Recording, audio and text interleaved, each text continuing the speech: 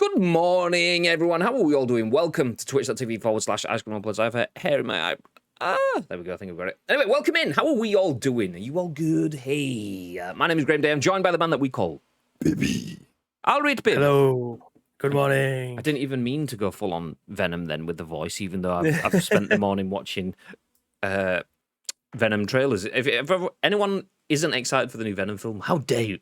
How dare you? How dare you? There you go, welcome. Anyway, how are you all doing? Welcome in to twitch.tv/icecreamuploads. As mentioned, my name is Graham. This is Bib. We are Ice Cream Uploads, and in true ice creamy fashion, this is The Scoop, the UK's #1 video game podcast, even if we do say so ourselves. We are here to give you our thoughts and our impressions on the biggest, the best, and the breaking stories from the world of video games over the next hour or so. We go live on Twitch each and every single weekday at 10 a.m. Ish. 10 a.m.-ish. We work in the video games industry, so the podcasts happen around work, which is why we start at 10 a.m.-ish, but that's fine. We have an emote that backs that up, so it's fine. It's fine. Use the emote if you want. It's fine. Okay.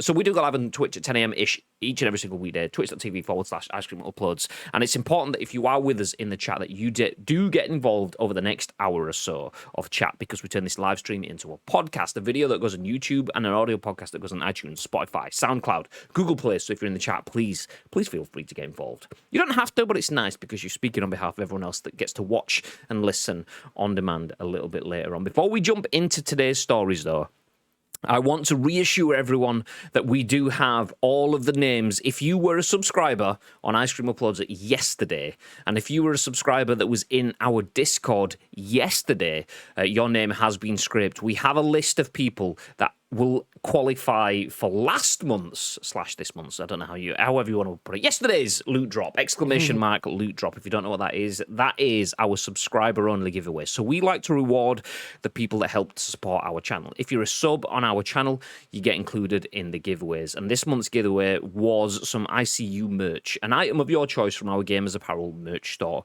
We've scraped the names. We will do that draw. I'll try to record it as soon as we finish up on stream today, and then we'll paste it in the Discord / put out on social media, so you guys can see who has won themselves some merch, and a big high five from us for supporting us. We genuinely appreciate it. So !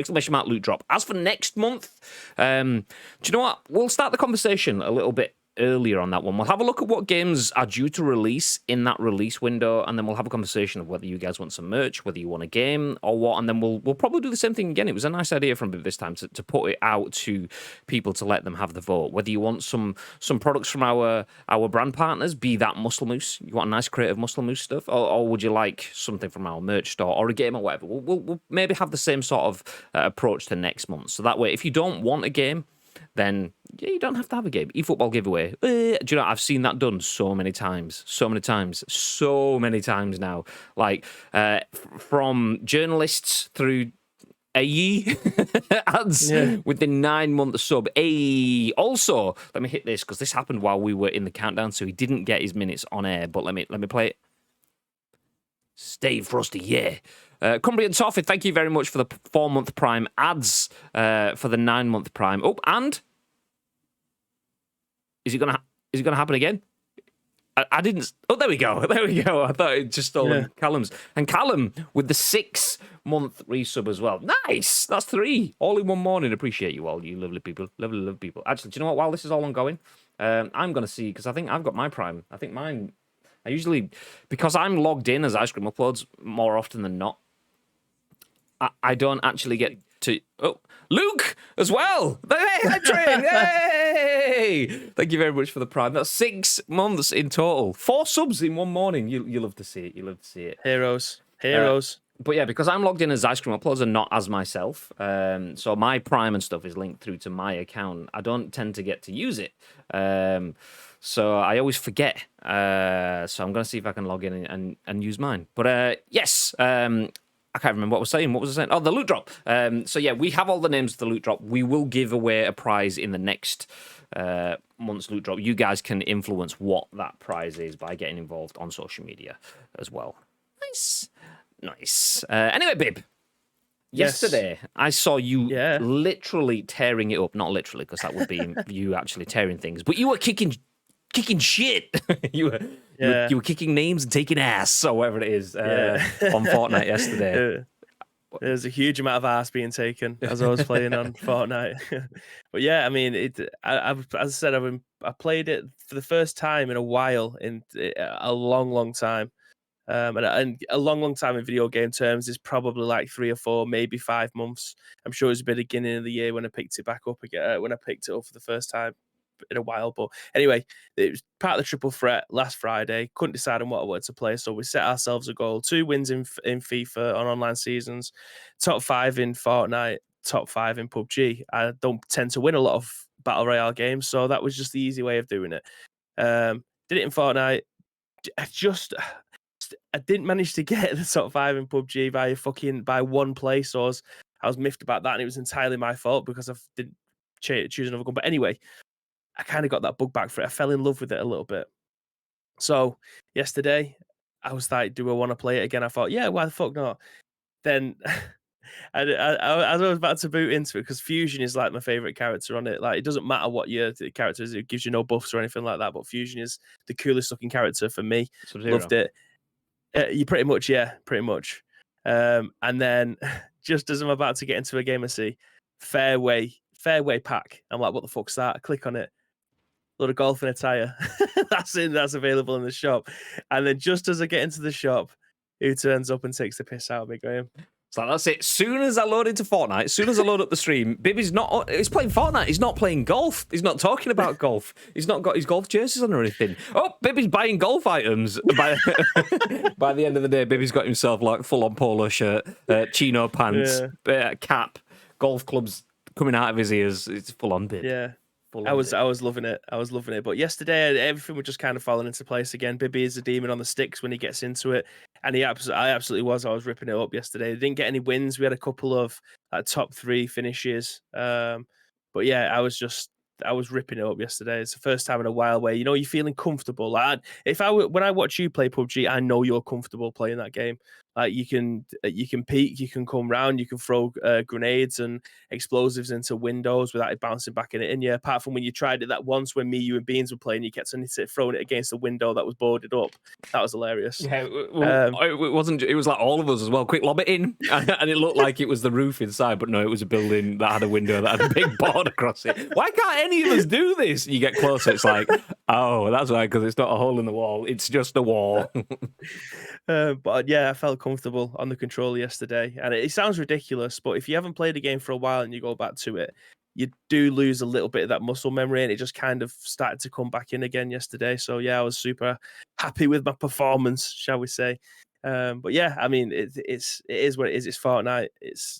It's a very good game. If you're into it, Baxter came in yesterday and he was like, this game looks so much fun, but I'm shit at it.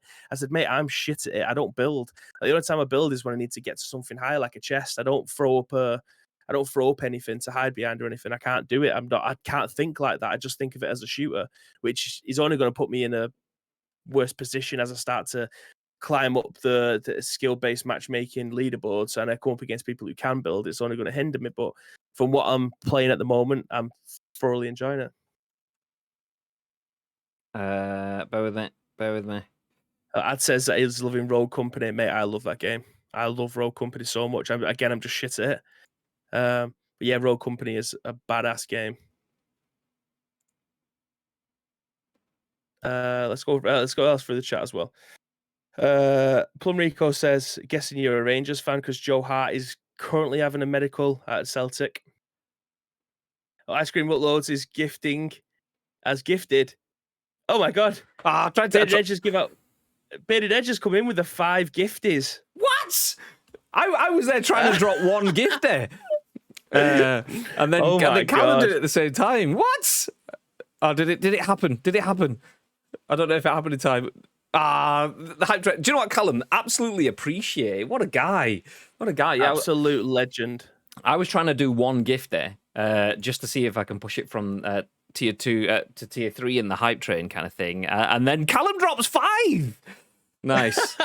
As always, amazing. If you get a gift there, then feel free to thank the person that give you the gift. Nice. Plum Rico, enjoy yours, and thank you for thanking as well. What a guy. Callum, genuinely appreciate it for the 5 thank you so gifties. Much, mate. Tito, Trick the Troll, Precision, Vern, and Fatman Dave all getting giftos. Nice. Legend. Nice. Thank you so much. And then, I mean, if that wasn't enough, Mr. Bacon Chin as well saying pricks, which actually, do you know what? Excuse me, I'm taking his thunder. I'm stealing his thunder. I'm just going to wait for just a second for this to come through. It should happen now.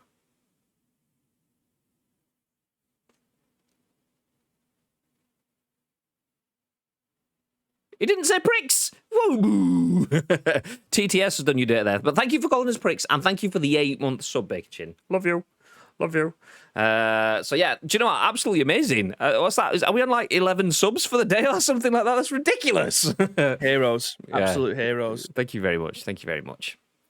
Annoying. I was sat there going, waiting, watching the 6 seconds of the hype train counting down, and I was like, okay, come on, go, go, go. And then it threw it at Plumrico. I came up before the countdown had finished, but yeah. Anyway, then, won't lie, just thought Sky Broadband had ripped then when you paused. Yeah, no, that was me ripping. That was my internal Sky Broadband just shitting itself. Anyway, sorry, babe, what were you saying? What were you saying?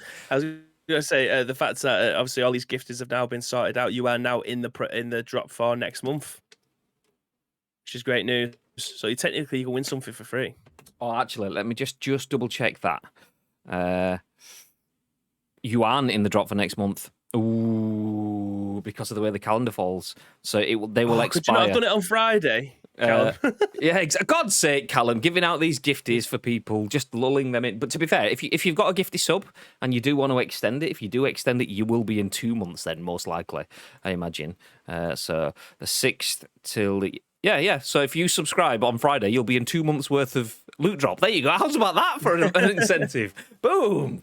So yeah, sometimes that's just the way the cookie crumbles. But thank you, everyone. Do you know, genuinely really appreciate it. As mentioned, we do this on the side, so we don't. We put money into ice cream uploads. We don't really earn anything back. Anything we do earn back, we put back into things like the loot drop or buying new things for the streams or trying to figure out new merch ideas and stuff. Like we tinkered with the hats and stuff last year, which still might come back, by the way. If you like the hat that Bibby's wearing, / this one that I have in my hand, the ice cream uploads blackout hat with Twitch insignia / internal printing.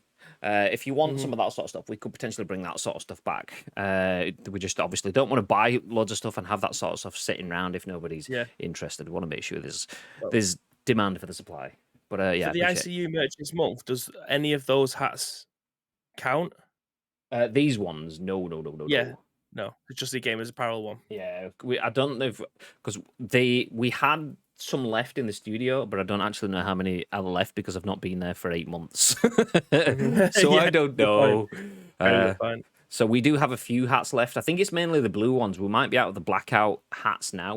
I may have some flat peaks left, but yeah, basically we're out of them ish. So yeah, do you know what? Genuinely appreciate it. It does help keep the lights and mics on. But speaking of lights and mics, let me give you an update on what we will be running through today. So there's a lot of you sitting around watching us all high five each other and say thank you for the gifties, which genuinely appreciate. But the reason that you're all here is to talk about the news from the world of video games. And where we left off yesterday is pretty much where we're going to start today. If you missed yesterday's show, we finished off with an update on the Activision Blizzard scenario, and I can't remember her name, but one of the executives who basically just blocks all her employees on social media when she doesn't like what they say, which is nice and not at all the issue that's underlying everything. Anyway, Activision Blizzard, it seems to just keep getting worse for them.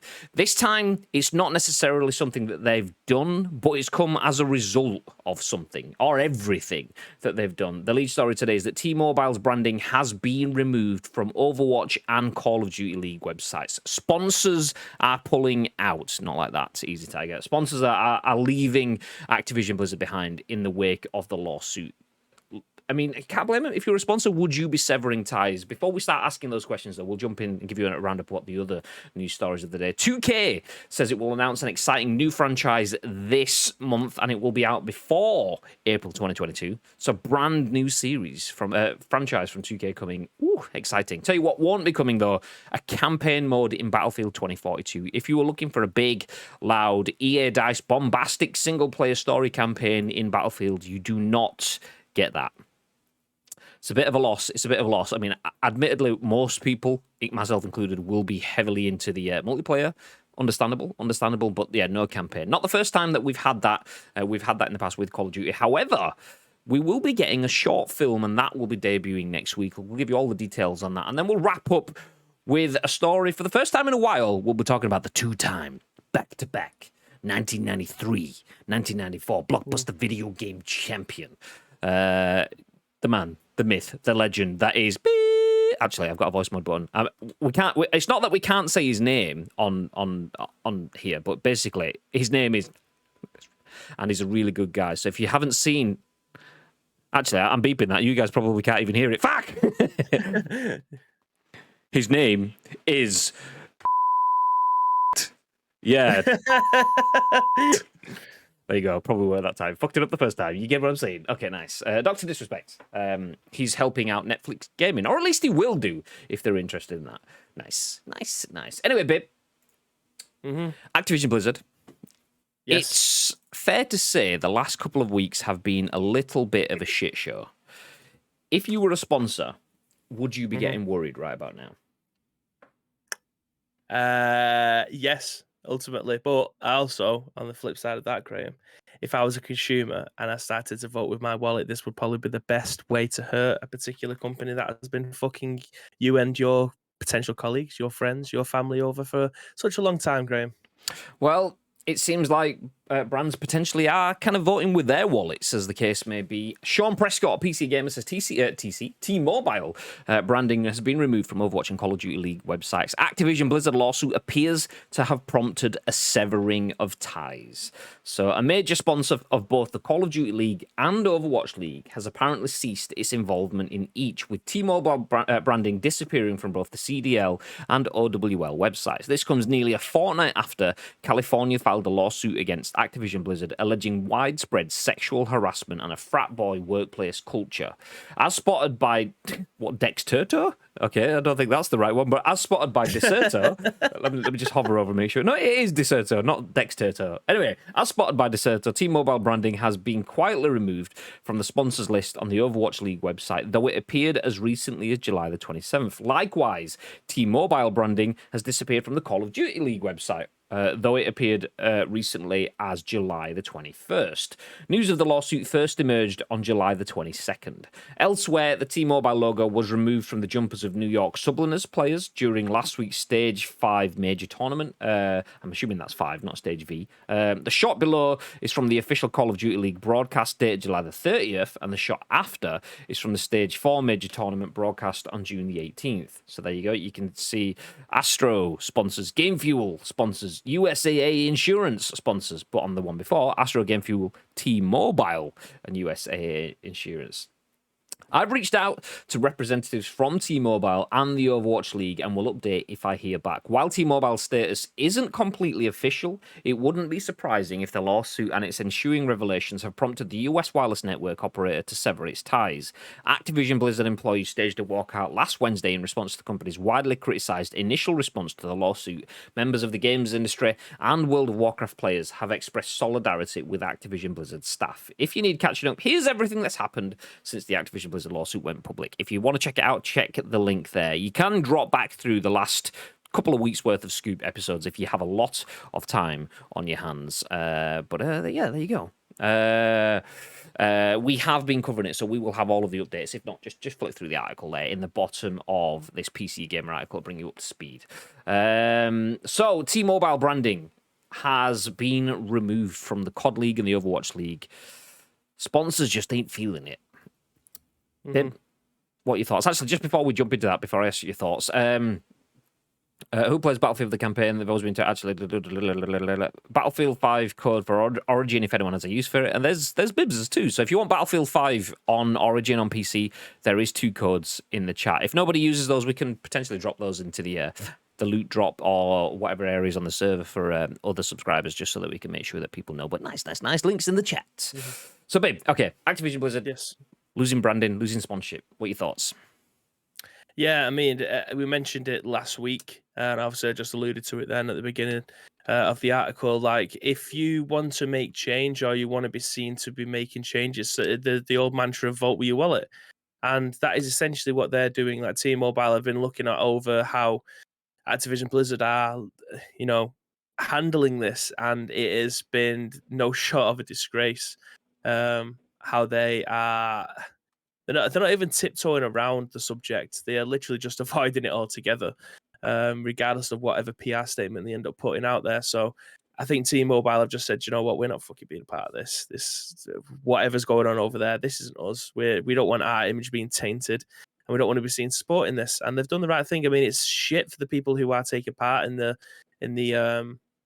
esports tournaments because it's absolutely nothing to do with them. They're just very good at the game that have been chosen to represent whatever team, country, or whatever for at these events, and that potential sponsorship money would be going towards the prize pool. But the grand scheme of things, it's probably going to be a little drop in the ocean. But yeah, it's at this point in time, T-Mobile are doing exactly what they should be doing. It's like, do you know what? Fuck these guys.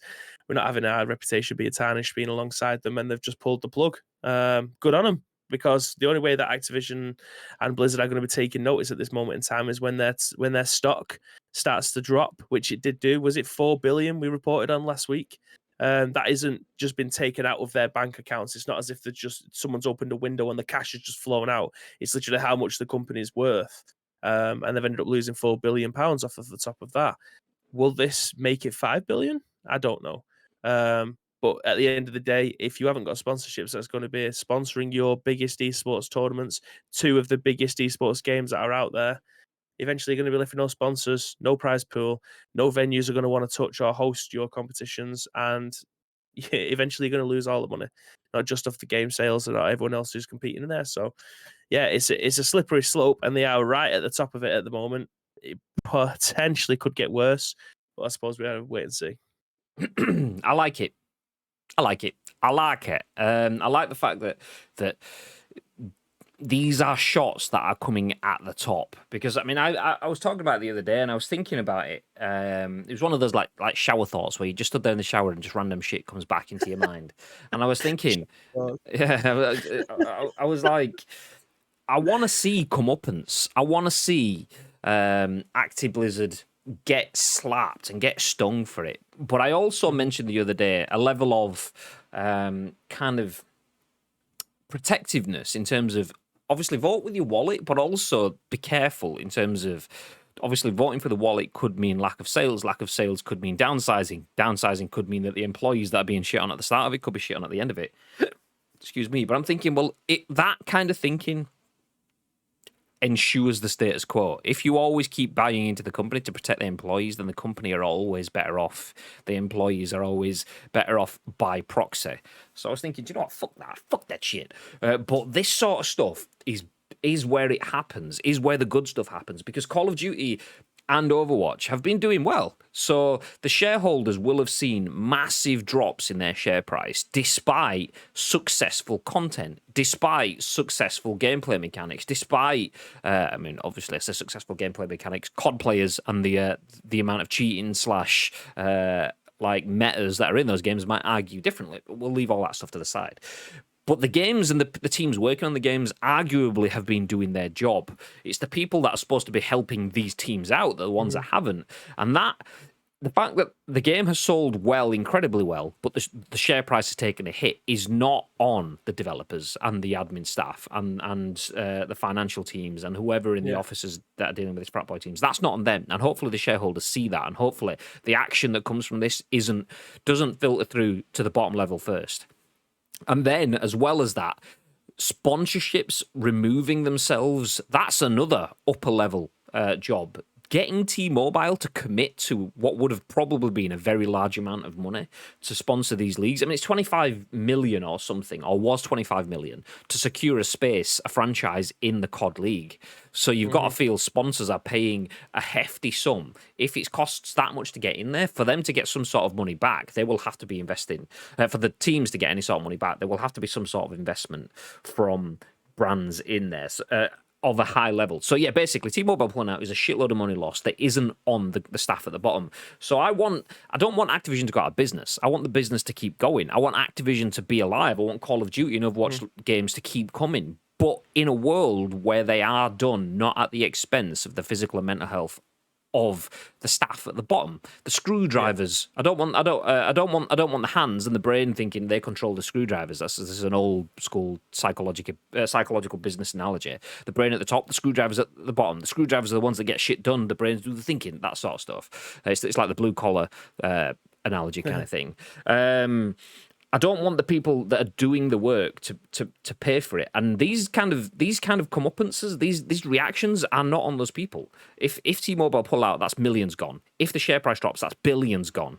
And that is on the people higher up. So this is how I want it to see. Yes, fucking that will get the shareholders. I mean, all of the news and everything over the last few weeks will have got them paying attention. This will be them now not just paying attention, clamoring for action. We need to fix this shit and we need to fix it now. And hopefully they do that without people at the bottom suddenly getting carved off and shunted out. It's nice. Like I say, it's the dreamers who are people who have wanted to work in video games all their lives. Like, fair enough, they are probably doing something that they absolutely love in horrific working conditions. So if they can have a place where they can work where it isn't horrific and all these allegations are put to bed and it's all been sorted out and the people who are causing this shit end up leaving, fantastic. They get to go to work with a smile on their face again, and that's exactly what you want from people who are making these video games for our benefit. Like, it shouldn't be as bad as it is, and it's horrific. So get them fucking going, hit them in the wallets. For sure. Anyway, if you don't want to play any COD and you don't want to play any Overwatch League and you do want to vote with your wallets and go elsewhere, well, don't worry, because there are new games hitting the market, or there will be soon. Anyway, before April 22nd, our second story of the day is from 2K. It's actually technically from Tom Ivan at VGC, but it focuses on 2K, and it says 2K says it will announce an exciting new franchise this month. The mystery game will launch before April 2022. Actually, just before I jump into that article, let me jump back through the chat to make sure I've not missed any comments, because I don't want to start jumping back forward. Madge says Activision laid people off despite posting record profits last year, so the customer choices is irrelevant if they think that not buying or buying will determine their job security, because there is no security to start with. Absolutely, Madge, absolutely. And Next Gen Base mentioned something in the chat. I don't know if it was hyperbole or if it was based in fact, but Next Gen Base basically said Activision lost $4 billion in their share price. Bobby Kotick alone is worth $4 billion. So if you get rid of Bobby Kotick, that's everything fixed. Ta-da! Financially. And that's not necessarily in terms of getting rid of him will fix it, because the issues are arguably layers down leading up to him. So getting rid of him just gives a big cash injection. That wouldn't fix the issue. But the sentiment is there. It's like that shows you how much, if $4 billion is an unimaginable sum of money for the majority of people in the world, and 4 million would be unimaginable. I mean, I have a good concept. We all have a good concept of different levels of money. Whatever you are used to spending in and out, goings and spending on for holidays and things like that, okay, you've got a concept of that. Very few people have a concept of exactly what 4 billion is, looks like, can do, changes your life to be in. And Bobby Kotick has that, and his salary would put thousands. I think he's the way Ben from Next Gen Base said it the other day is get rid of him and you would put a couple of grand into each and every single members of staff's either monthly or annual salary, which is ridiculous. There's so much of an offset. The people at the bottom are getting cut left, right, and centre, aren't getting the wages and getting shit on, and then Bobby Kotick's worth $4 billion at the top. Yeah, great. That's equality. Nice. A little bit of equity across the business. Yeah.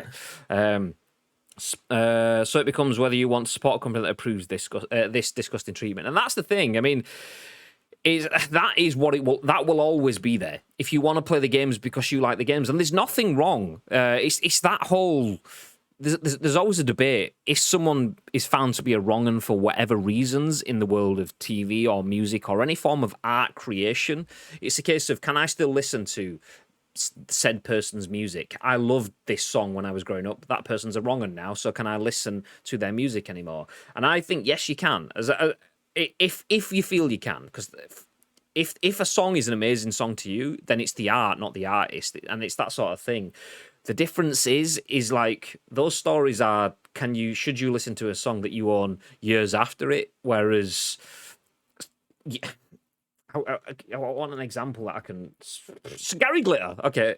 So if you listen to Gary Glitter and you're like, I can't remember I'm the leader of my gang, and that's your favorite song ever. Yeah, great, nice. And then Gary Glitter's a wrong 'un, and he goes to to whatever. You've got that on a cassette. You could still listen to that. You've got on a vinyl or a CD or whatever you've got, and you could still listen to it. You are not adding any more financial contributions. Whereas if you like Call of Duty and you want to play the next Call of Duty and you invest buying that game, you are still investing and still funding those. So there are little bits of differences there. I genuinely don't know what I don't have a fully formed opinion on how I would like to answer that, because I'm in my selfishness want to play Call of Duty. In my selfishness, I want to experience the creative elements that those teams have put in. But I also know that by doing that, I am funding the oppressor, not just reaching out for the oppressees. So there is a bit of a difference.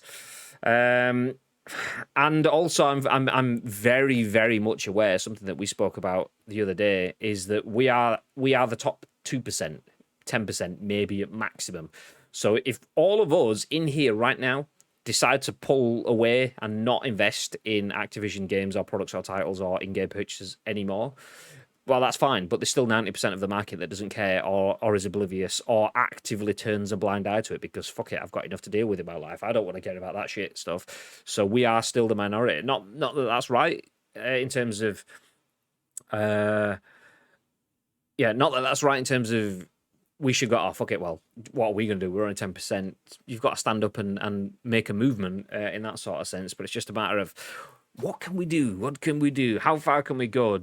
Where do we feel we are on that? Do we stop playing COD? Do we stop investing in Activision Blizzard titles? Now, what do you guys feel? Where are you with that? Are you going to play the next Call of Duty? Are you going to play the next World of Warcraft? Have you given up on those games already? Were you streaming them? Are you going to stop streaming them? Has that influenced you to that point, or are you still holding out that the inclusion of whatever the law firm that they've hired to govern them to help make sure they put things in place, the fact that there's an ongoing lawsuit with the DFEH, is that enough for you to start to spark a change? Where do you guys sit on that? Okay, where do we get to? Splitgate looks good, mix of Halo and Portal in an FPS. COD is a massive cash cow for them, and they haven't supported the customer at all with no anti-cheat. If a credible replacement comes out, I think people will make the move. Battlefield, not my type of game. Beans, unfortunately, liking Rogue Company at the moment though. Says ads talk about Splitgate. That is. Enix says they said they aren't even doing an anti-cheat for Warzone or COD. Courage and all the big Warzone streamers have quit now. His personal bonus for 2020 was $200 million. I'm sure that could finance a game or games raising salaries or perhaps for future league. It could finance just a few things. Tito says, I can't listen to Lost Profit for obvious reasons. I'd delete them from my library, which is understandable. It's understandable because that's the thing. That's a good example. Lost Profit's massive song music producers for a generation, and then obviously for obvious reasons people stop listening to Lost Profits. And that's the thing, is if that song still holds a special place for you, then listen to the song, listen to the art. But a lot of people then can't break that song away from I wasn't a Lost Prophet, is it Ian Watkins, is that his name? So yeah, a lot of people can't separate Ian Watkins and his ongoings, let's just put it that way. I don't know what he's done exactly. I remember it was wrong. Fuck it. Anyway, I'll just say ongoings because I don't know enough details to go into it to start to criticize. So they can't separate Ian Watkins from Lost Profits and can't separate that from the music, which is understandable because that taints the music. If your music's tainted, then don't bother listening to it. It's simple. But if it isn't, then do. I want to say, don't feel guilty if you still like the music, because the music isn't high-fiving the knobheads behind it. Casuals don't care about what happened. They will still buy COD. A lot of people don't even know what's happened. Exactly. That's the majority, the overwhelming majority don't. Agreed, kid in the street has no idea and will still buy and play them. Plumrico said, should I still listen to Rolf Harris's Two Little Boys? It's up to you. I wouldn't buy anything from them until I know this is properly resolved. Same applies to Ubisoft. Spike! I'll rate. How will kids get their fix of 360 no-scope in people's mums if they don't buy COD? Or sitting in lobbies calling out your dad? Yeah. I'm in a Lost Profits video. Fucking breaks my heart that Watkins turned out to be a complete nonce cunt. There you go, Spike, not mixing the words. Just saying it. I'm going ongoings. Spike's complete nonce cunt. Yeah, exactly. I mean, but that's the thing, though. You, and that moment and that time, that's the difficult thing, is you know whether that's enough for you to ruin that memory. No one else can say that you should or shouldn't appreciate being in that video. If you don't appreciate it now, then that's entirely fine. But no one else can tell you that you shouldn't appreciate that, because that and the meaning behind that is something for you. That said, you probably won't purchase any lost profits bits going forward, whether he's in it or not, kind of stuff. So yeah, Shinobi versus Dragon Ninja was a banger. I mean, he couldn't sing for shit live, but still a good song. I was in a feeder video, and Hell is for Heroes, I Can Climb Mountains vid. Nice. I was live on twitch.tv/Scrumplod, so I have that, mate. Yeah. Anyway, that's enough of that. We'll put that to bed. Archie McGregor, thank you very much for the follow. Welcome and good morning. How are you doing? We have just been talking about the fact that Activision has lost sponsors. T-Mobile has pulled out the COD League and the Overwatch League. And then we did start talking about this, which is the next story. So I'll go back through the title again. 2K says it will announce an exciting new franchise this month. The mystery game will launch for April 22nd. This is written by Tom Ivan at VGC. And it says 2K is planning to announce a new franchise later this month. The publisher confirmed the plan during parent company Take-Two's Q1 earnings results call on Monday. I just want to stop there actually for a second. Speaking about Q1 earnings results call, there is an Activision call that's either just wrapping up or is in progress right now. So expect that to be on the news tomorrow. It'll be interesting to see what actually happens. We've been talking about Activision and sponsors pulling out and this, that, and the other. There is a quarter, I don't know which one. I thought it was Q2 for them, but because Take-Two's is Q1, maybe it's that. I don't know what quarters. Anyway, they have an earnings call. We'll give you all the details for that tomorrow, because no doubt it will hit the news. But back to 2K. The publisher confirmed the plan during the parent company Take-Two's 2022 Q1 earnings call results on Monday. The new franchise will be released during the current fiscal year ending March the 31st, 2022.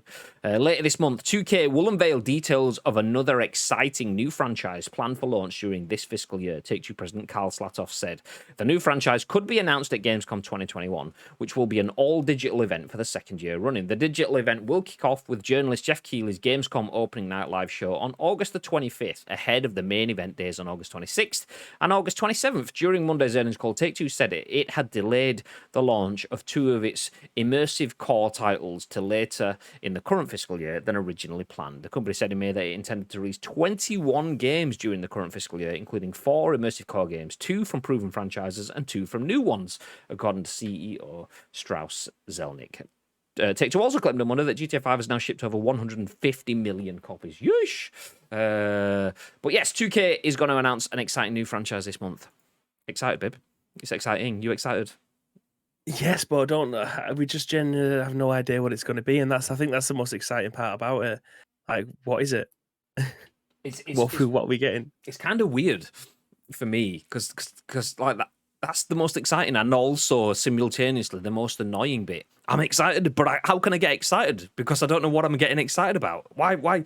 I'm not bothered. I don't have any details, but I'm excited to know. But I don't care, but I want to know what it is. And it's like this internal struggle of, okay, how can I get excited about something when I don't know anything about it? This could be like the equivalent, 2K's equivalent of a Rabbids game, which is me out. I am not interested. But it could be something completely exciting. So I don't know. Ooh. And do you have any ideas? Any inklings?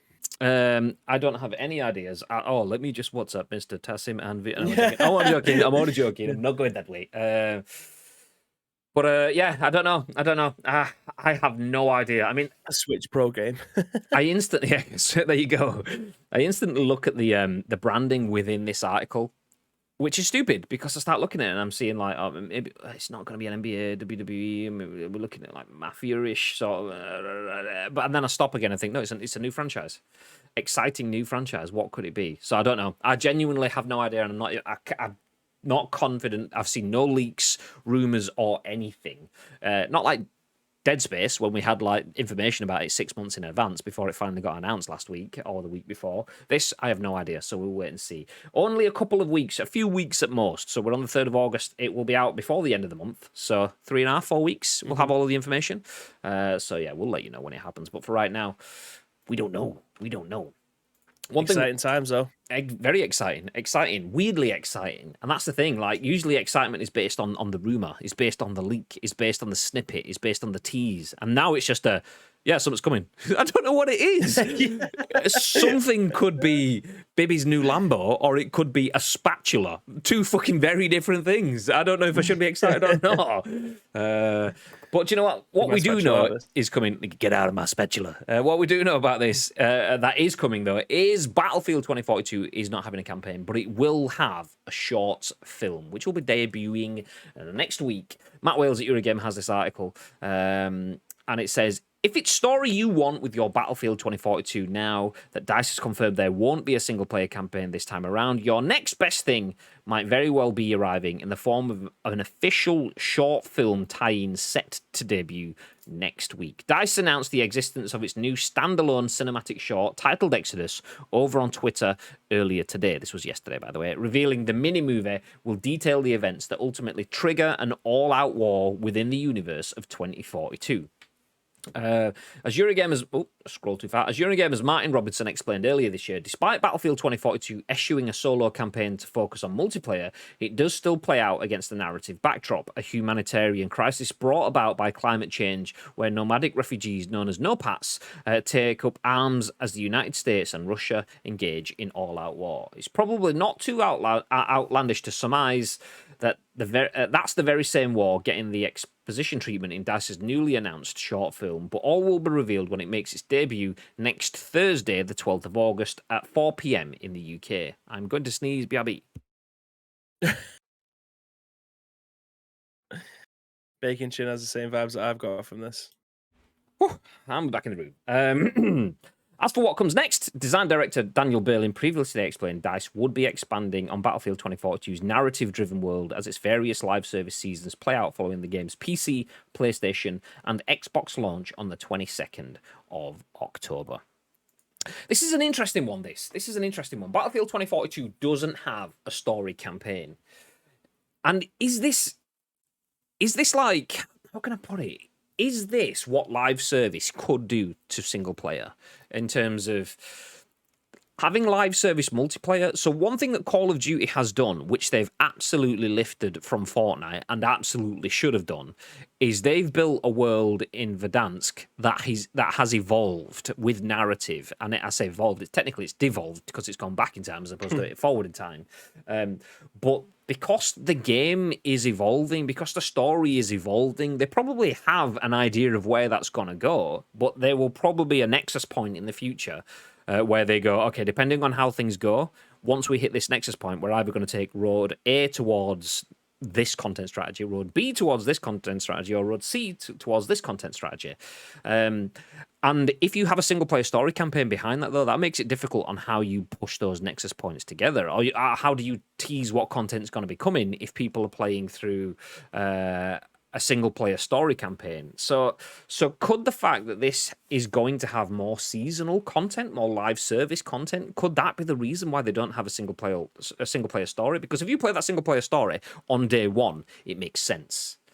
But they can't tease what's coming 6 months down the line in their single-player story. So that single-player story becomes out of date very quickly. If 6 months down the line, Verdansk, and I'm using Verdansk because that's obviously COD rather than Battlefield, but if 6 months down the line, Verdansk has been hit by a nuke and half of it's on fire and this, that, and the other, but then you jump into the single-player campaign and none of it looks at that, you're playing an out-of-date story. So is that a case of live service alongside single-player means that they're at loggerheads? It could be. It could be. Anyway, babe, what are your thoughts? Yeah, I mean, from what I remember from this, and I haven't looked it up since, but I remember going through an article saying that a single player story will be being told through the live service model.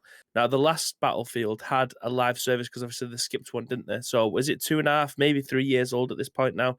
And it was just a live service game that they just keep on adding new storylines because they would add new maps and a new, what do you call it? Lore behind what's going on. So that was pretty cool. But as far as I was aware for this Battlefield, it was going to be a single player experience but told through multiplayer matches. So you could still play the single player experience on maps but with AI bots. So if you don't want to play online, you don't have to. You can just play with the bots and the story will still be told. I'm fairly certain that's how those said they was going to do it. I'd need to check that up again. But yeah, not having a proper single player campaign for me personally is a little bit of a bummer because I do enjoy the campaigns. Like, fair enough, they're so generic a lot of the time. It's just, yeah, this is one side, get to the other side, clear as much as you can. Like, that the storylines aren't as good as they used to be in terms of, like, do you remember the Medal of Honor ones on like the PlayStation 1 where he was like James Patterson? And you had to get up dressed in like a disguise, and then you'd have to find a passport. And then when you go to a door, you'd show the passport and they'd let you through. Like, groundbreaking at the time. If you go back now, it's probably a little bit shit, but the story was really, really good at the time. I'm fairly certain Spielberg wrote them as well. But anyway, it was good for the time. We're probably not going to see that kind of thing again. But it is a little bit of a shame, and like what Bacon Chin put in there, love a free short film to make up for the 80 quid game. That was my immediate thought when I saw this article. Like, they're showing us a, I don't know, 15-20 minute, maybe a half an hour film to make up and give you the lore of what you would probably experience over 8 hours through a single player experience. Little bit of a bummer, but I mean, a lot of people nowadays aren't buying Battlefield to be playing a single player campaign. They want to be able to get into these 45-minute matchups. That's the thing. I mean, it's another one of those kind of like the world is marching on sort of scenarios, and but I mean it's happening on so many fronts. Obviously, we've been speaking about free to play a lot recently. But we've been speaking about the closure of digital stores, or not, as the case may be, for PS3, but definitely for PSP, but not Vita and stuff like that.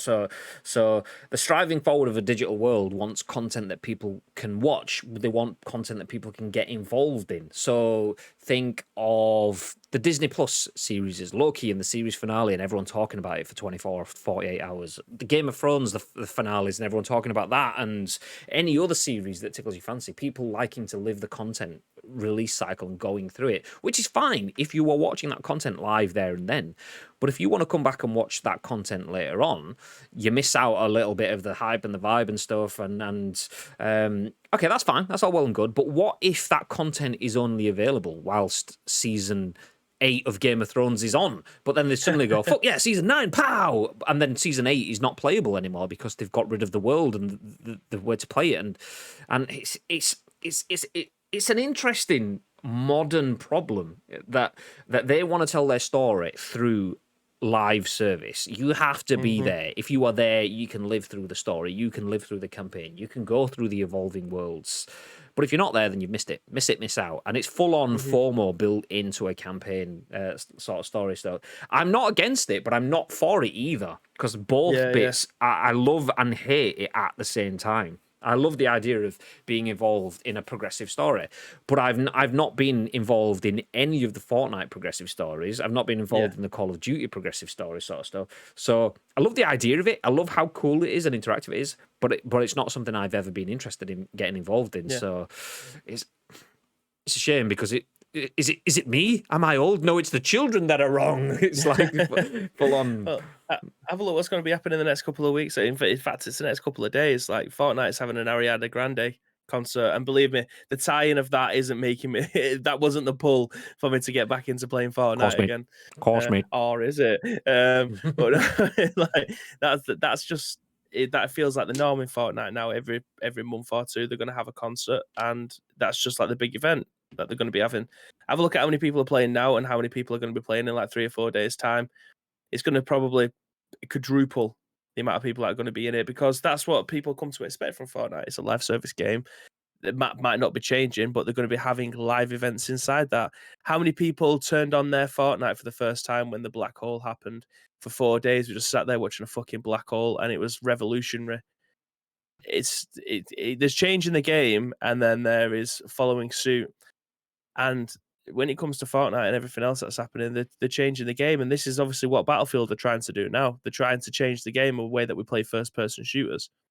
You can't knock them for trying something new. No, not at all. I think my reservations come from the fact that I always know Battlefield as being, and this is my stereotyping, it may not fit with what you guys think, but Call of Duty was for the 12-year-olds, Battlefield was for the more mature gamers. And that mature didn't necessarily mean like you couldn't be 12, you could be 10 and just be mature thinking. The people that didn't just want to run and gun and play the meta class, stab people because they've got like what's the one that makes you silent, and then the one that makes you run and reach faster with your knife and stuff. Yeah, that's the superpower class. 12-year-old running off solo.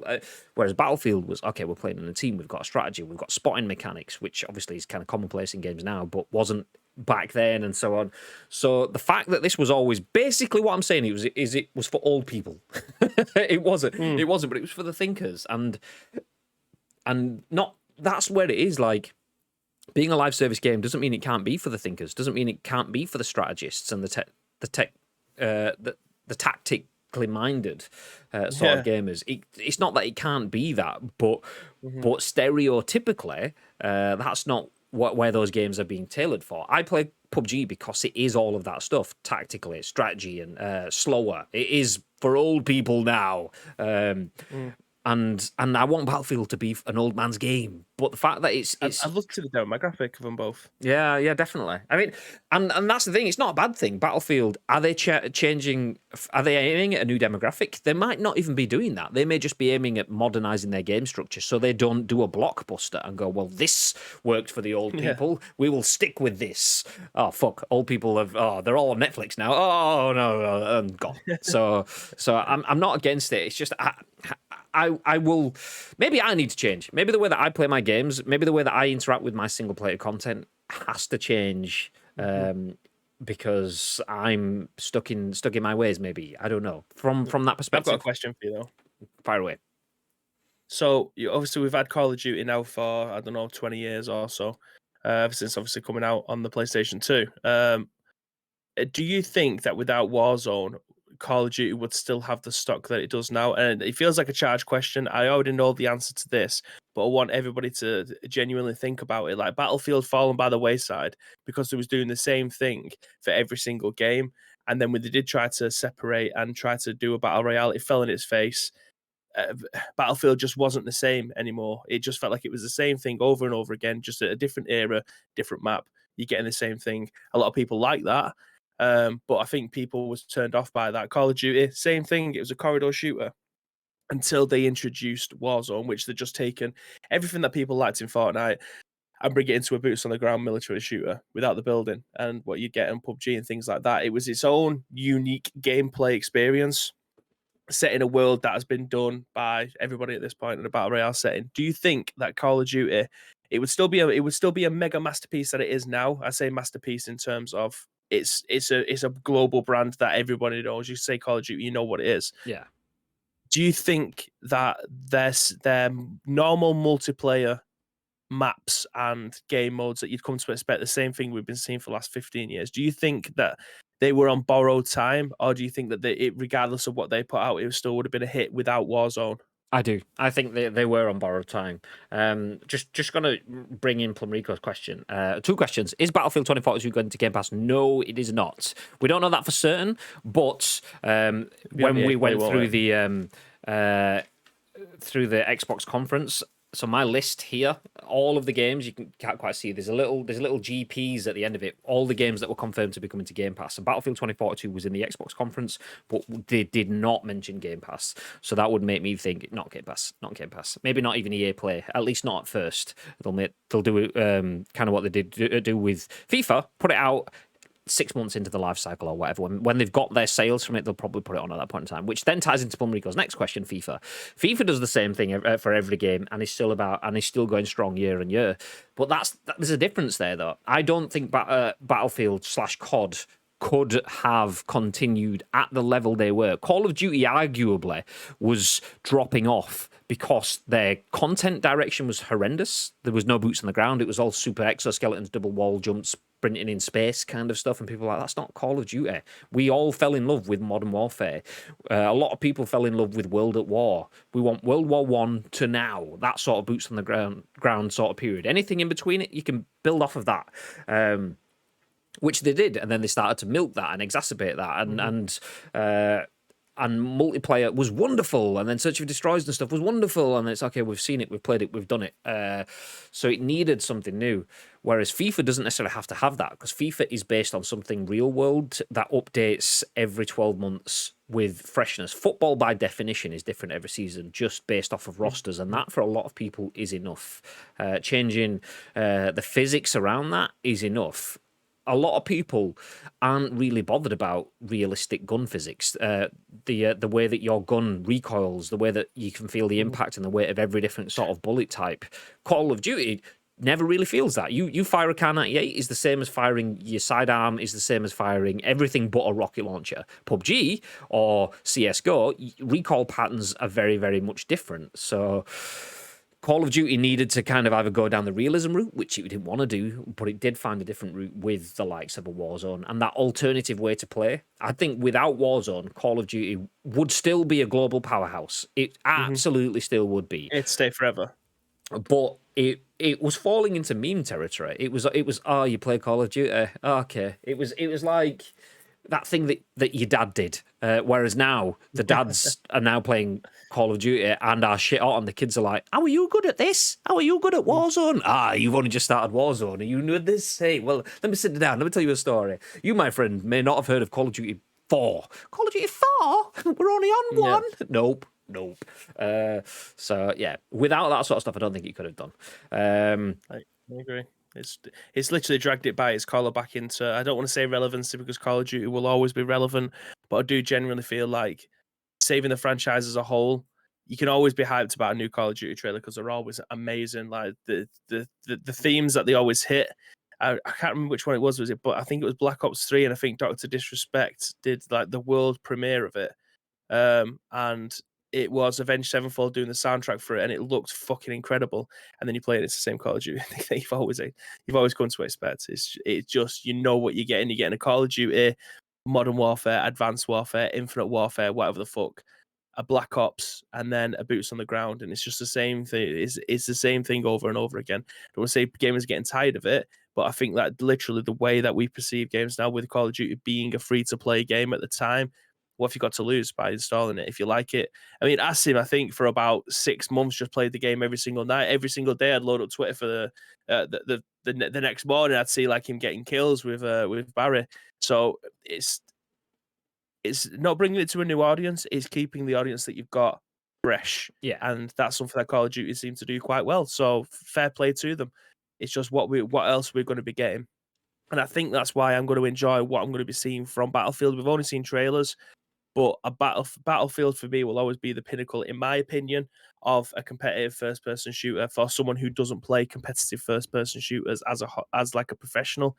I just love the team play element of it, and I think that's what Battlefield does better than anybody else, and I can't wait for it.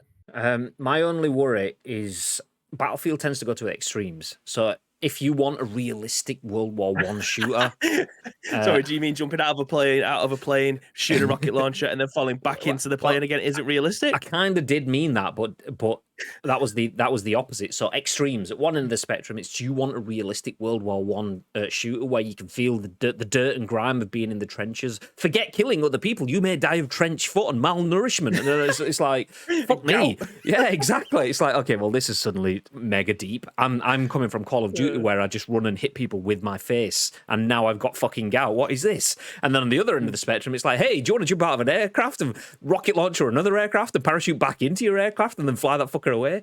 And Battlefield goes from one extreme to the other. So if they can just find that towards gout but not quite at gout bit, and towards bombastic but not quite bombastic bits that they do exceptionally well, then I'd fucking take that all day. I would take that all day. Also, I want to point out that we're at that point where chat feels like they're safe to just indirect us, and I said chat, I mean our actual mods. Tito says, a mate of mine who he hasn't named, I'm assuming his name sounds like Dre or something like that. Graham Gray. A mate of mine won't play any game that isn't realistic, anything future or sci-fi, and he's out. Loves COD, but wouldn't play that exosuit COD. That's me! Although I don't mind futuristic and sci-fi stuff, just not in my FPSs. So futuristic exosuit COD, nope, that was me. That was gone. I played Modern Warfare Remastered for a whole 16 months while we had exosuit COD and had no regrets. So yeah. Marge had a comment. Let me jump back up.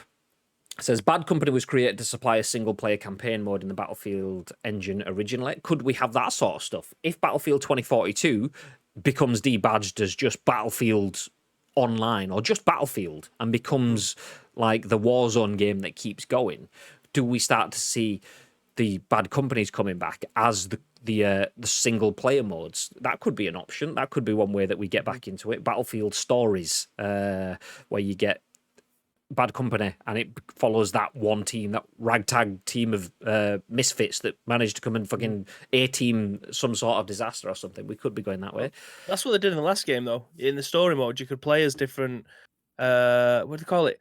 Companies. Is that what it's called? Like different squads. So you're taking a different time zone at a different area, attacking a different enemy in a different area. So that's kind of like what they did. I mean, I was all for that because you get to experience different guns in different areas against different enemies in different environments. That was cool. So every time you loaded up a level, it was completely different. That was nice. I like that. Bacon Chin says, I'm looking forward to the Sharknado tie-in as they change up the weather. Maybe. You never know.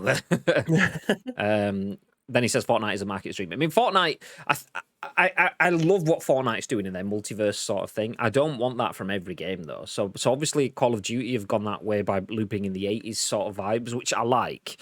But if they start having concerts and things like that, I'm thinking, everyone doesn't need to have a multiverse. The thing with the multiverse is, like Bacon Chin says, that is a marketer's dream. But not everyone wants to be marketed at. And whilst Fortnite players love the idea of skins, love the idea of consumables and in-game currencies, love the idea of fortnights and social events, love the idea of end of season spectacle events, not every game should go that way. And I think I hope this isn't a trend towards Battlefield doing that, because Battlefield can go into live service.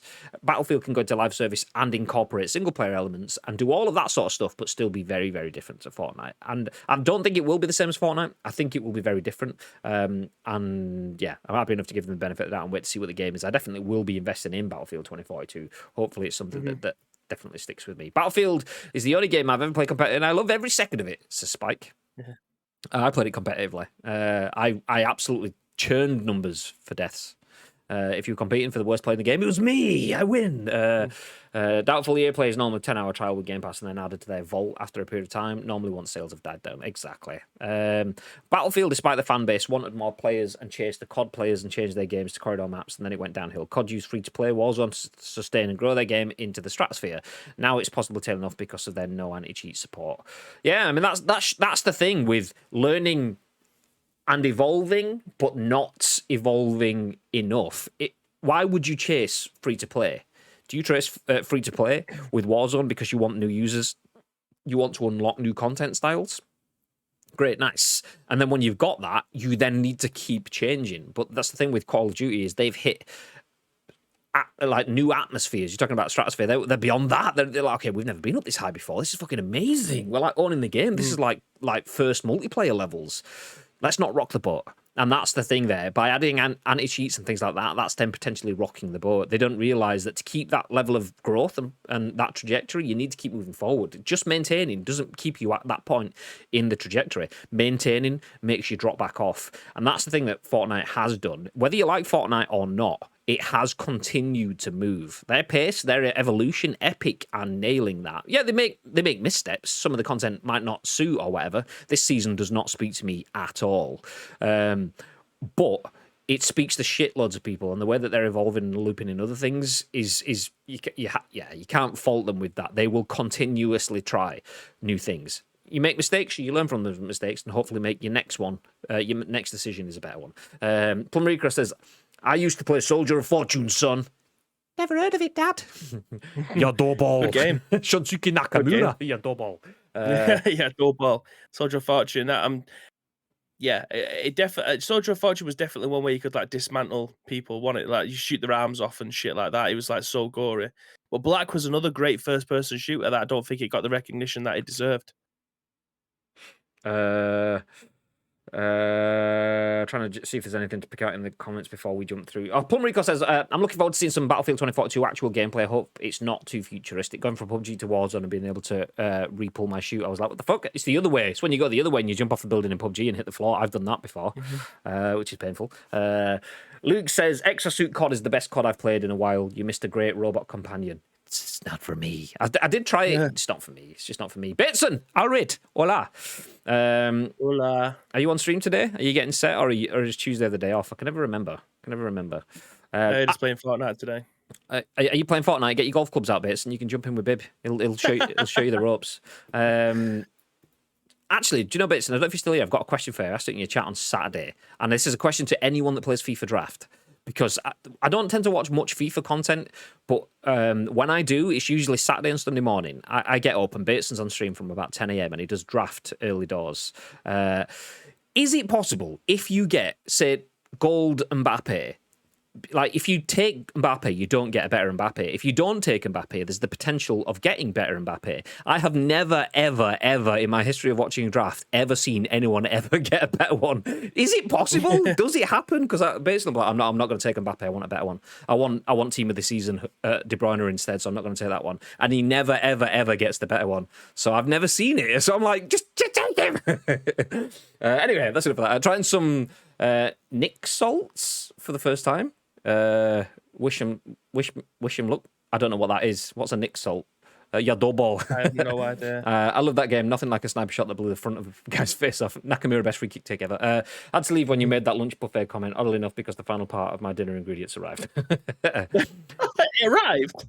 What the fuck? Yeah, I mean, it's bad enough that Iceman has the best lunches in the world. He just has a butler bringing them from Bibby's east wing of his manor. That's what it is. Oh, he just got a milkman that delivers all his fruit and veg as well. It's all right. It's all right. Someone's doing well. Someone's doing well. Yeah, I sometimes get better version. Rather, okay. There you go. I've never seen it. I'll keep watching. Nick salts is a type of e-liquid. Boo! Get out of here. Honestly, boo. Callum knows his stuff, by the way. Callum, stay cloudy. Yeah. Anyway, Battlefield 2042 will not be having a single player campaign, but it will have what was the phrasing? It will get a short film. There we go, a short film which will be debuting next week. So we'll all see how that is. Genuinely still excited for it though. I mean, it's a little bit worrying that they're not going to have a single player campaign. But do you know what? They're just modernising. We'll keep eyes on, see how it goes. Speaking about keeping eyes on, the name. The name. It's Doctor. Beep. Fucking beat me to it, twat. It's Doctor.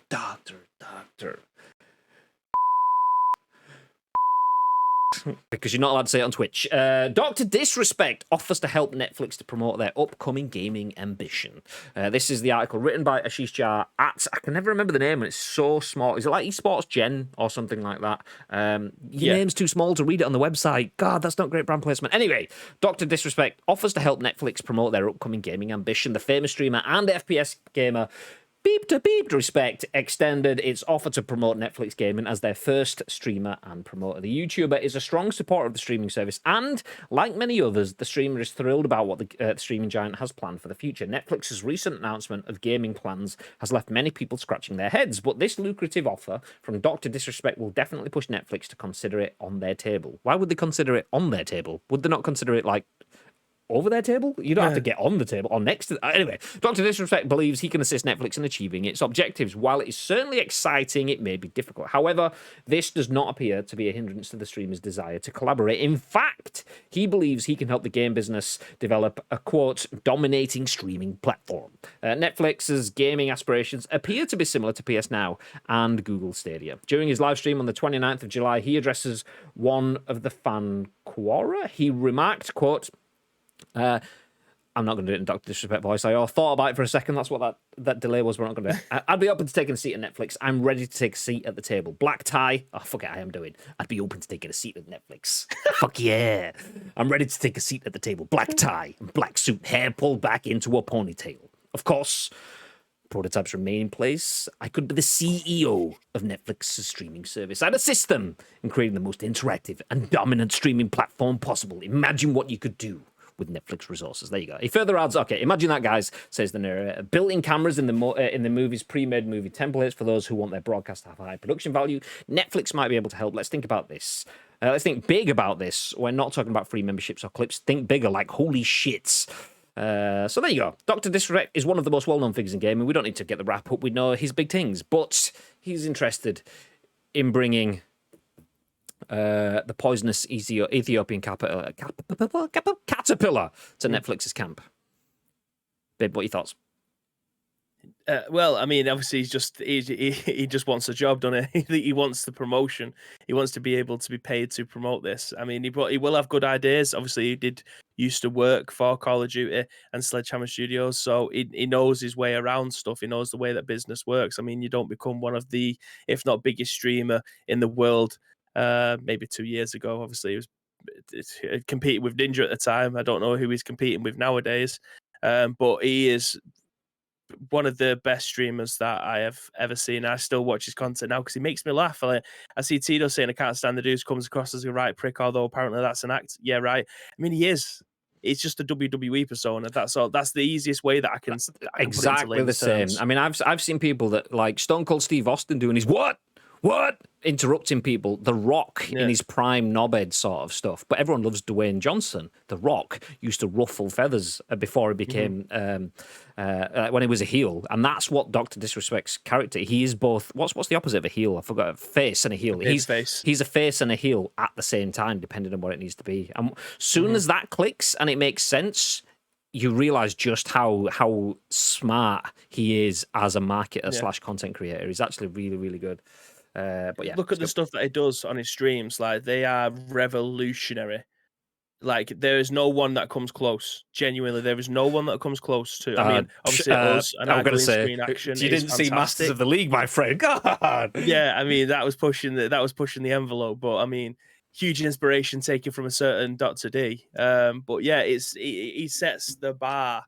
So if he was to do something with Netflix, I'm fairly certain it would be a success. He knows his way around it, and they would absolutely be leaning on someone like that in his expertise in video games. Because guess what? Google Stadia didn't, and look where the fuck they are. They put the wrong people in the wrong place at the wrong time and did not get anything off the ground. I mean, it's still going. Google Stadia is still knocking about, so it's doing something right. But in terms of getting their marketing right, they absolutely got it wrong. If you're leaning on someone who knows the game inside out, I think you're onto a very good start. But yeah, I did see Z-Lana got banned. And that made me pissed the other day because I actually posted the picture of it. He got banned from playing in a Twitch tournament because he was cosplaying. Yeah, because he was cosplaying as the Doc, even though the Doc wasn't even competing. But Dr. Dip's respect is still streaming on Twitch, who is a knockoff version, a poundlandwish.com version of Dr. Disrespect. Same hairstyle, same headset, same Ethiopian caterpillar, but it's still able to stream on Twitch. So yeah, make of that what you will. It is what it is. But in terms of his professional acumen, there is no way that you can disrespect Dr. Disrespect. Like, he's done it all. He's been there. He's the best there is probably ever going to be. I think he'll probably do really well in this role if it's something that Netflix was to offer. But I mean, it does sound like I'm licking his ass, which I genuinely am, because I think he's fucking one of the best. Like, I don't care. He is. I will say it with my chest from the top of the rooftop. He is genuinely the best streamer that there has ever been. So I mean, it's as with anything though. It's down to subjective opinion. Some people might not like the heel Rock or the heel Stone Cold from back in the day. Some people like, where was Tito's comment? Explains I've never got into sweater hairy dudes in Lycra either. A lot of people won't like wrestling, and if you don't like wrestling and the that over the top scripted sort of banter sort of stuff, then Dr. Disrespect's not gonna speak to you. Some people don't like. He is quite brash and he's aggressive and stuff. It's all a persona. It's not him.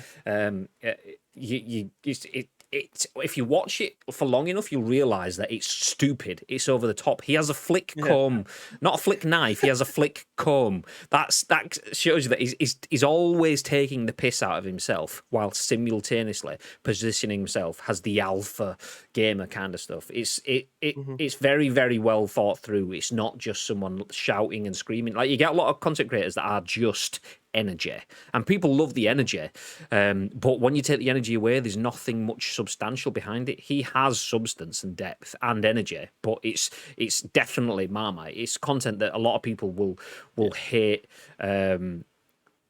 the persona that he shares, the way that, like, people won't like the energy, so that'll get rid of a lot of people won't like the brash and aggressive attitude, which is understandable, but yeah, once you get past that, there's actually levels. Everything he does, he's actually a really nice caring person, but he's not a really nice caring person. It's like, I'm fucking brash and I'm but he's actually really, he's good. But if you don't like it, it's fine. He used to work under the ActiBliz banner, right? Might explain the restroom antics. Nice, man. There you go. There's that too. The worst thing is, I was there then. I was at that E3 then, and I was in a meeting. So he came strolling past all of our crew that we were with, and I was in a fucking meeting, and I didn't get to see him. So gutted, missed him. I'd have been devastated. Yeah, absolutely, absolutely. Lee's got pictures of Dr. D, and I'm in a meeting. Nice. Did he have to point the camera all the way up to the ceiling? He did, pretty much, 6'8" greatness. Just He's only a small man. just a black steel dripping down the back of his neck. Anyway, the doc says, "No, you damn rule." Austin was the goat. Precision says, "I love his persona, but hated his book." I've actually seen mixed opinions. I've seen some people loved his book, and I've seen some people hated his book. But I'm from Huddersfield, so I'm allergic to reading, so I will never know. Well, in my head, as I'm reading it as if he was going to be saying it on the stream, because it literally is just a load of bollocks. It's literally a memoir of Dr. Disrespect, not Guy Beam. So it's him and how his lore came about and how the Dr. Disrespect started. So I was just reading it as if he was telling the story on the stream, and it was I thought it was fucking hilarious. But I can see why people probably wanted like an autobiography of Guy Beam and how his life has become what it has got to with Dr. Disrespect. But yeah, it's like you say, it's definitely 50-50. A lot of people hated it, a lot of people loved it, but I'm definitely in the I thought it was fucking hilarious camp. Mad says, when Dr. D goes full map making mode and designs live a map for COD midstream is awesome. See, I get lost in that bit in terms of like either way. Sometimes I get involved in like, okay, this is actually pretty cool. Because for anyone who doesn't know, Dr. Disrespect is Guy Beam, or Herschel Beam is his real name. What he's got the oldest man name in the world, Herschel Beam. But he was a level designer at Activision. So he did like old school Black Ops games or whatever it was. Anyway, he's very intelligent. He's a good marketer. He understands map design and everything. And when he starts doing those builds, it's a really good like kind of like look behind the curtain of not just a content creator, but someone that works in the games industry and level designing. It's really hands-on, but then sometimes I think, oh, okay, this is a bit too close to work for me. So fuck this shit. This is just go back to shouting and saying the 2-time back to back, that sort of stuff. That's what I want to see. So yeah, sometimes I get in, sometimes I don't. He has a Rouge company map. He does, and it's very Rouge. It's red, the arena, it's skins. That was the only thing that kind of pulled me into Rogue Company. So we got a bunch of codes and stuff before it was free to play, and we were going to jump on that sort of train. But then I was kind of put down by the fact that the cost of the skins was like pretty much the more than the price of most games were at that point in time. So I just kind of like left it. But anyway, we are rambling on quite a bit now. An hour and 25 minutes into the show today. Well, obviously about 10 minutes for the countdown and stuff. So yeah, an hour and 15. So we are going to put a pin in things. Thank you very much, everyone, for joining us. Very red, says President. Yes, Rouge Company, that's the one. Thank you for joining us today. We won't be having any additional streams, so if you did want to see Bibby tearing it up in Fortnite with his full golf clobber, you'll have to wait for that. That will not be taking place today. Maybe tonight, maybe tomorrow, but not during the day today. We are doing full work days today. Appreciate everyone that has been in the stream, especially all of you gifters and you subbers and everything else. Callum, aka Bearded Edge, thank you very much, mate. 5 gifty subs. 5 big ones. Tito, Trick the Troll, Precision, Vern, and Fatman Dave all getting giftos from Callum. Thank you very much, Callum. Genuinely appreciate it. Plum Rico getting a gifted sub from me. Yay! Luke Pastille dropping the Prime for 4 months. Graham, you beautiful person, dropping a Prime for 32 months. Callum dropping his own Prime for 6 months. Ads dropping a Prime for 9 months. Bacon Chin dropping his Prime, Tier 1 for 8 months. And then Archie McGregor as well, dropping a follow at the end of the stream. What an amazing stream. Thank you very much. Appreciate you all. Appreciate the support. Unfortunately, you guys are not going to be in the loot drop for next month unless you extend that sub, because that will expire on the 3rd, whereas next month's loot drop will be on the first Monday, which is the 6th. But if you do subscribe after that, you'll be in 2 loot drops. So, swings and roundabouts. So, yeah, basically, if you want to save your money, don't sub this month, sub next month. Job's good. Yeah, nice. But or just don't sub at all. It's up to you. It's up to you. Anyway, we will... as soon as I finish the stream, I'm going to go and record this month's loot drop winner. So we took the names for everyone who was entered into the loot drop yesterday. I will record that. We will drop it in Discord and share on social media. So we will know who has won the Ice Cream Uploads merch item of your choice. Nice. Yeah. Ad says, I've extended already. Yeah. Although you won't be in next month's, but you could be in the one after if you extend again. Yeah. Give us all your money. Yeah. I'm on jacket. It's up to you. I genuinely appreciate the extension. Thank you very much, dude.